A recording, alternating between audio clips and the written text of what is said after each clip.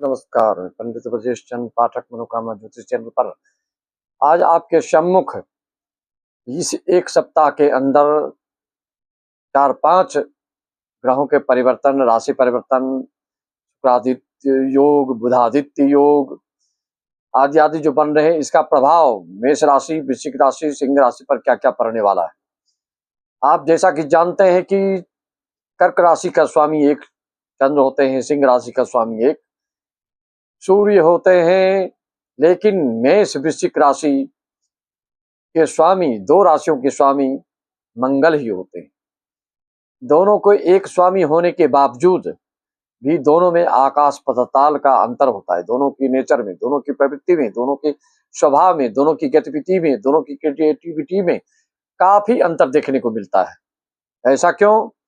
जैसा कि आप जानते हैं, मेष राशि विशुद्ध रूप से अग्नि तत्व की राशि है, चर राशि है, और आपके वृश्चिक राशि स्थिर राशि के अंतर्गत में आते हैं, और स्वामी तो इनके मंगल है, अग्नि तत्व के ही ग्रह हैं, लेकिन राशि जल तत्व की मानी जाती है। कर्क वृश्चिक मीन जल तत्व की होती है। तो ऐसे जल तत्व की होने के कारण अग्नि तत्व ग्रह के होते हुए भी दोनों की विचारधारा में आकाश पताल का अंतर इसलिए हो जाता है, जैसी किसी ज्वलनशील चीज को जलाते हैं तो तुरंत जल के राख हो जाता है, और जिस ज्वलनशील पर, लकड़ी पर, घास फूस पर अगर जल का छिड़काव करते रहेंगे तो वह जो अग्नि है भभक कर नहीं जलती है, और धीरे धीरे धुआं देते हुए लंबी अवधि तक वो जलती रहती है। स्त्री तत्व, जल तत्व के होने कारण, स्त्री राशि के होने के कारण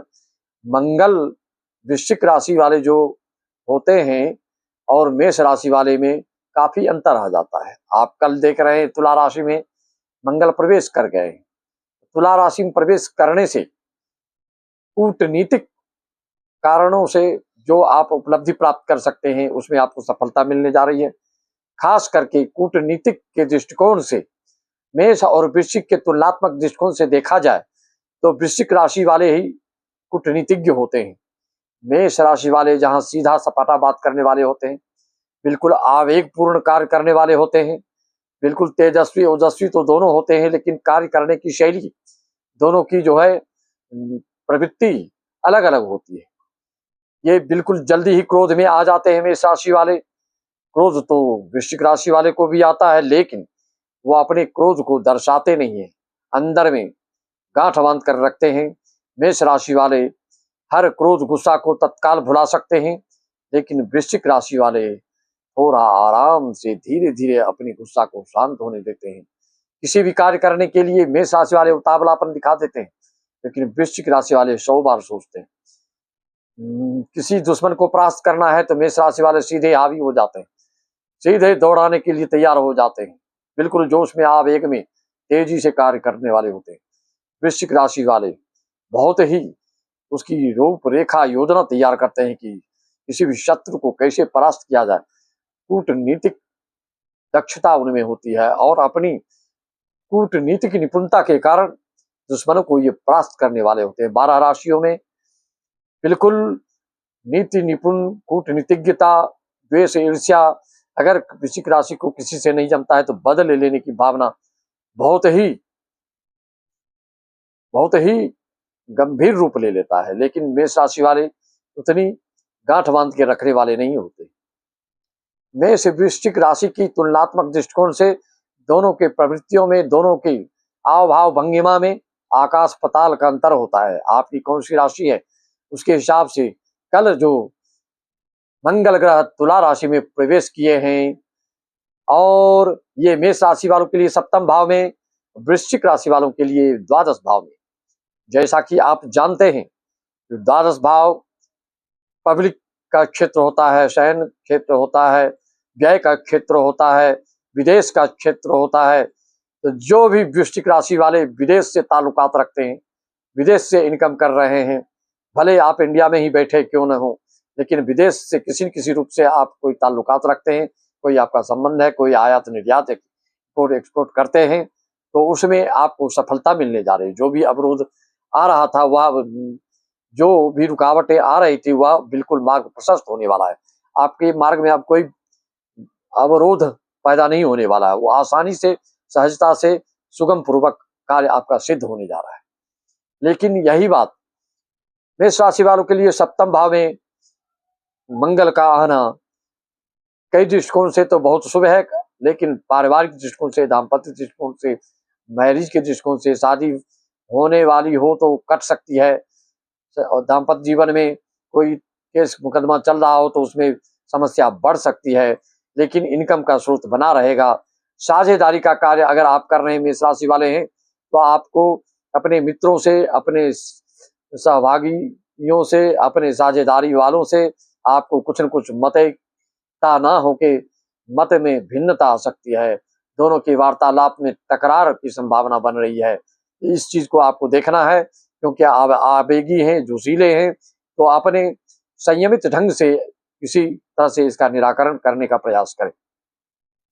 और वृश्चिक राशि वालों के लिए इतना ही नहीं, मेष राशि वालों के लिए इतना ही नहीं, सिंह राशि वालों के लिए इतना ही। सिंह राशि वालों के लिए यह मंगल पराक्रम भाव में आ गए हैं, जहां से भाग्य भाव को देख रहे हैं, कर्म भाव को देख रहे हैं, शत्रु भाव को देख रहे हैं, तो सिंह राशि वालों के लिए यह योग पूर्णतया लाभान्वित कराने वाला है। और हर दृष्टिकोण से, चाहे भाग्य के दृष्टिकोण से देखा जाए, या कर्म के दृष्टिकोण से देखा जाए, या दुश्मनी के दृष्टिकोण से देखा जाए, हर तरह से आपके लिए लाभ ही लाभ, दुश्मन अपने आप नतमस्तक हो जाएगा।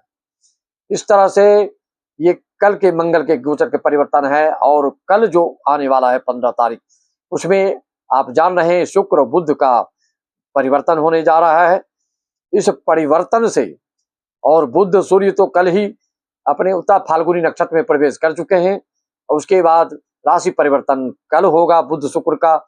इस शुक्र के परिवर्तन से मिथुन राशि वालों के धन भाव में ये बनेगा योग, तो आपको काफी कैश इनकम होने वाला है। और कुटुंब परिवार से भी आपकी वाणी की चातुर्यता, आपकी बुद्धिमत्ता और आपकी वाक शैली का प्रयोग से आप विशिष्ट कार्य को सिद्ध कर सकते हैं। कुटुंब परिवार में आपकी चर्चा हो सकती है। कैश का योग विशेष रूप से होने जा रहा है। इस तरह को आपको ध्यान देना है। जो संगीत कला से संबंधित हैं, तो आप अपनी मंची कार्यक्रम से, या कोई ऐसा एग्रीमेंट हो सकता है, आप बड़े कलाकार के हैं, तो जिससे कि भविष्य में आपको पैसे ही पैसे हो सकते हैं। इस तरह के योग बन रहे हैं। और 17 तारीख को सूर्य भी राशि परिवर्तन करेंगे उत्तर फाल्गुनी में अपने नक्षत्र में, तो आ ही गए हैं। और उसके बाद अपने मित्र बुध की राशि में जाएंगे, नक्षत्र रहेगा सूर्य का और राशि रहेगी बुध का।